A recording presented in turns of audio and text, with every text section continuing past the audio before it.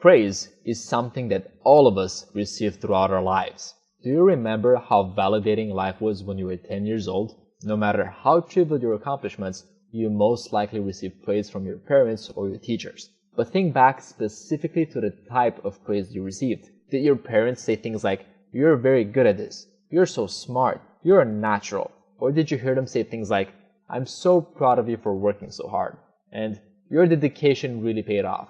More often than not, you probably heard the first examples. And you might ask, what's the difference? And why would it matter? Well, it actually matters a great deal. The implication of those different type of praises is monumental to the way you now view skills, effort, and progress.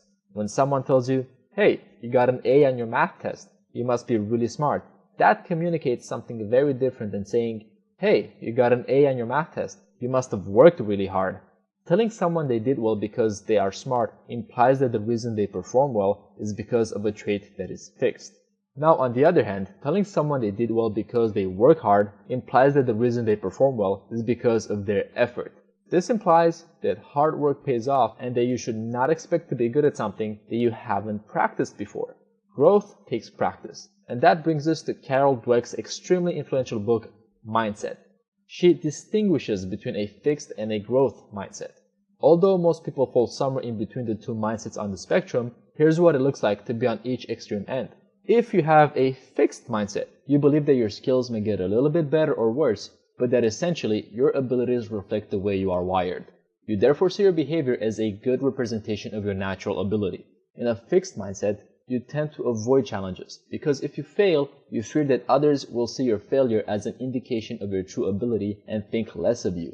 You feel threatened by negative feedback because it seems as if the critics are saying they're better than you, positioning themselves at a level of natural ability higher than yours. You try not to be seen exerting too much effort because people who are really good at something don't need to try hard, right?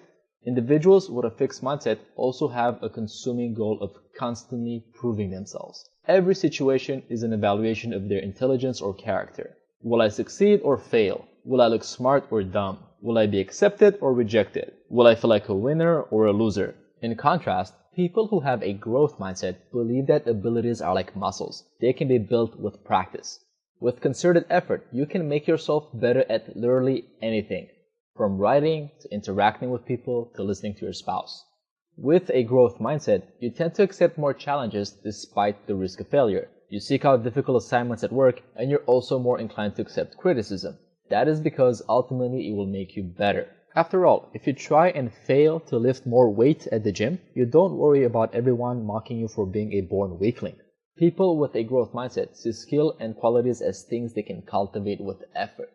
Although people may differ in their initial talents and aptitudes, they can change and grow through practice and experience. Why waste time proving over and over how great you are by doing something that doesn't challenge you anymore when you could be getting better at something that does?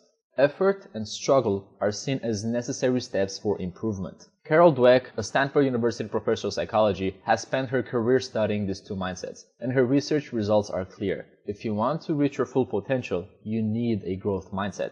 Let's take an example. Imagine you ask a coworker to proofread a document you wrote. You expect them to give a quick read to catch any grammatical errors, but instead it comes back with major critiques. How do you handle it? Do you get angry? Does it become a hit to your ego? Do you try and negate the comments and justify why your original was right in the first place? Or do you see it as an opportunity for a better final product? Do you read through the comments and even try to find broader lessons that will make you more effective at what you do? Having a growth mindset is key to improving any skill. In the growth mindset, you see yourself as a constant work in progress, and you seize the opportunity to become a better version of yourself. The good news is that, despite the name, you can actually reform from a fixed mindset. Next time you feel intimidated by a challenge, notice if the fear of feeling inadequate or being judged for your abilities is what prevents you from taking action. Then ask yourself, is that irrational fear more important than the opportunity to improve? Using an example outside of the workplace, if you're afraid to take a salsa dancing class because you have no rhythm and your legs are made of wood, remind yourself that nobody has rhythm and nobody can skillfully move their hips until they learn how to. So stop worrying about natural ability and start practicing so that you can actually learn a skill. So here's my challenge to you. Next time you're given negative feedback or asked to do something outside of your ability, don't freak out. Instead, use it as an opportunity to grow.